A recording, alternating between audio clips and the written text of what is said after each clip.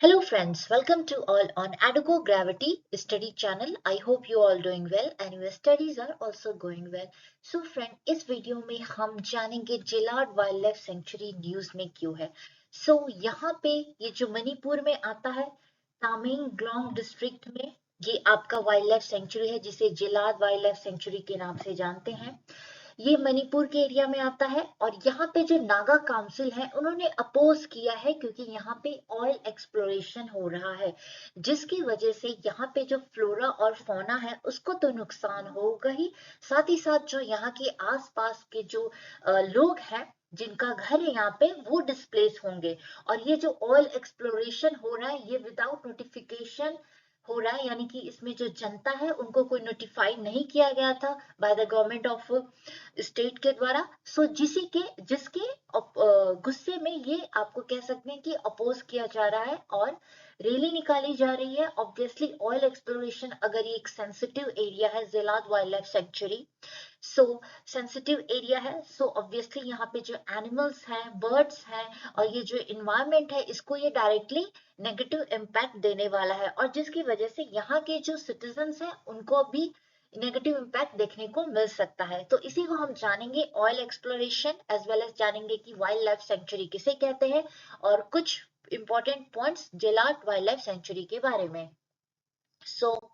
कहानी शुरू होती है villagers from several areas which were affected by this proposed Zeilad wild life sanctuary oil exploration. They were stage a protest rally, कह सकते हैं।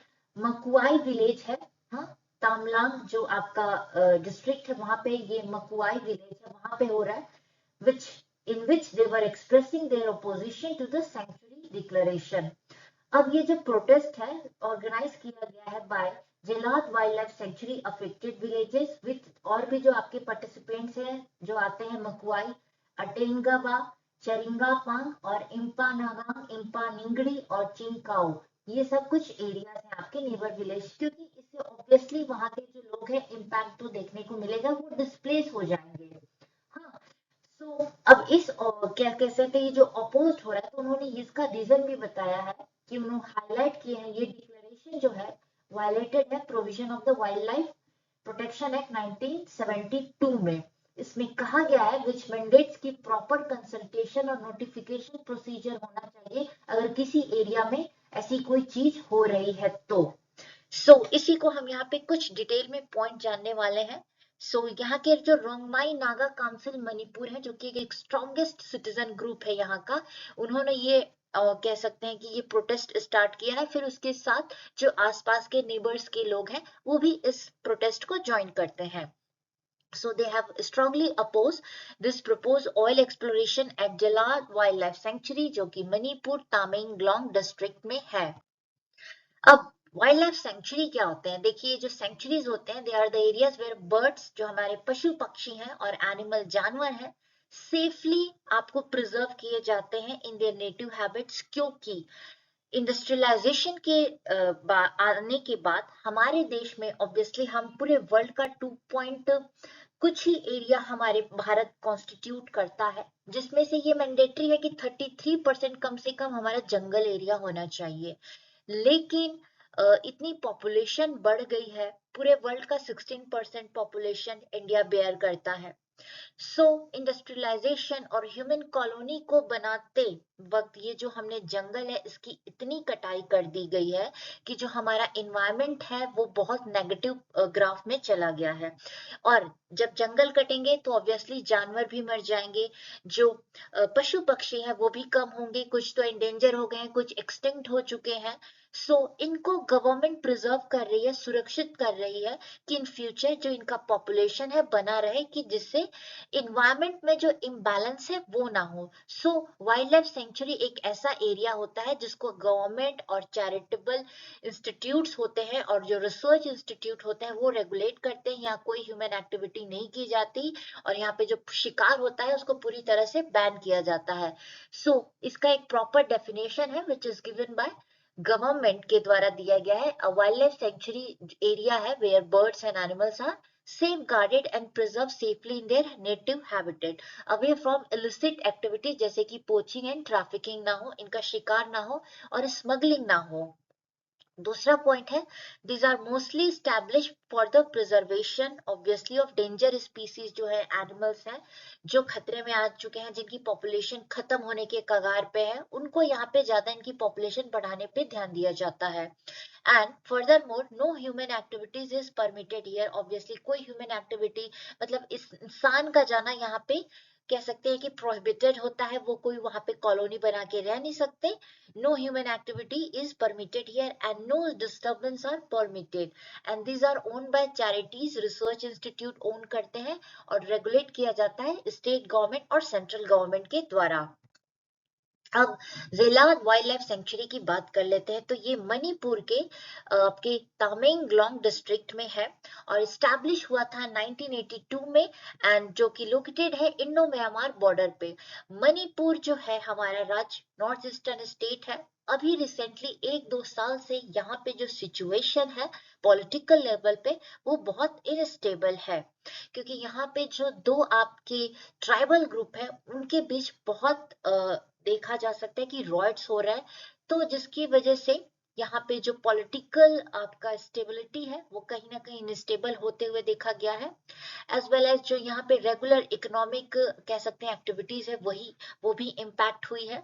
सो ये पॉलिटिकल पॉइंट का बात है, लेकिन हम किस चीज को यहाँ पे स्टडी कर रहे हैं, हम वहाँ के वाइल्ड लाइफ सेंचुरी को, जो कि आपका एक बहुत इंपॉर्टेंट है जेलाद वाइल्ड लाइफ सेंचुरी, जो कि आपके तामेंगलोंग डिस्ट्रिक्ट मणिपुर में है। 21 स्क्वायर किलोमीटर एरिया कवर करता है। बेसिन है Barak river and has hilly terrain, यानी कि माउंटेनियस एरिया के पार्ट्स हैं।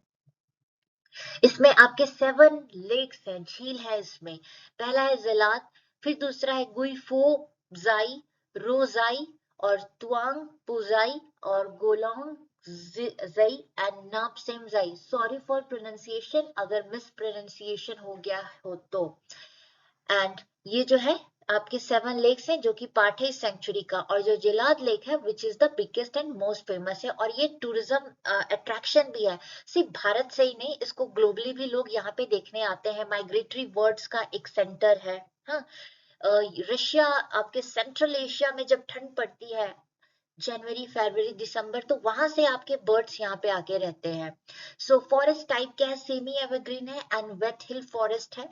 और आपका हेवन है, वेरियस स्पीसीज फ्लोरा फौना देखने को मिल जाते हैं, जैसे मैंने आपको बताया माइग्रेटरी बर्ड्स है, और एक्सोटिक फिश स्पीसीज भी आपको यहाँ पे देखने को मिलता है। फ्लोरा मिशेलिया, कैंपका, टूना, सिलियाटा, शीमा, वेलिची, जिमीलिना, अर्बोरिया, मिसुआ फेरा और ऑटोकार्पस हिसुट और मैग्नीफेरा इंडिका, कैस्टेनोस्पिसिस और हाइस्ट्रिक्स जो है। और फोना की बात कर ले तो आपको सब देखने को मिलेगा, tiger, leopard, leopard cat, small Indian civet, common langur, hoolock gibbon, great Indian hornbill और barking deer, flying squirrel etcetera. देखिए इंडियन हॉर्नबिल्स एक फेस्टिवल भी होता है जो कि आपके स्टेट ऑफ नागालैंड में होता है मंथ ऑफ दिसंबर में। सो ये जो इंडियन हॉर्नबिल एनिमल है ये बहुत इंपॉर्टेंट है। और मरीन एनिमल में अगर देखें, जो फिशेस की बात है तो फिशेस देखने को मिलते हैं कई वैरायटीज की, टोटोइज, हाँ, एंड पाइथन्स जो कि हैं आपके लेक में ही वाटर लेक में देखने को मिलते हैं। तो ये इस वजह से भी इंपॉर्टेंट है, बायोडाइवर्सिटी के लिए इंपॉर्टेंट है, एनवायरमेंट के लिए, हमारे एटमॉस्फेयर के, ह्यूमंस के लिए, बर्ड्स के लिए, हर चीज के लिए। सो यहाँ पे ऑयल एक्सप्लोरेशन सरकार कर रही है, जिसकी वजह से लोग आने वाले फ्यूचर में डिस्प्लेस होंगे, तो इसी को लेके वहां पे प्रोटेस्ट किया जा रहा है। तो आप बताइए कि ऐसे सेंसिटिव एरिया में क्या हमें अपनी कुछ जरूरत के लिए ऐसे सेंसिटिव एरिया में छेड़खानी करनी चाहिए? नहीं, सिंपल सा आंसर है। कुछ चीजों को देखिए, जितना एक्सप्लोरेशन उतना तो यहाँ पे नहीं मिल सकता जितना हम बाहर इंपोर्ट कर लेते हैं, पर फिर भी सरकार चाह रही है कि एक्सप्लोर करना, तो सबसे पहले उन्हें चाहिए था कि वहां के लोगों को नोटिफिकेशन दें, जो एरिया उनका इम्पैक्ट होगा वो एरिया दूसरे एरिया में उनको उतना कह सकते हैं कि दे, हाँ, कि जिससे वो अपने कॉलोनी को बना सके फिर से। सो ये तो रहा कुछ इंपॉर्टेंट पॉइंट जिलात वाइल्ड लाइफ सेंचुरी, और ये क्यों है अभी न्यूज में, इससे रिलेटेड। होप आपको समझ में आया होगा। मिलते हैं नेक्स्ट वीडियो में, तब तक के लिए have a great day and thank you very much.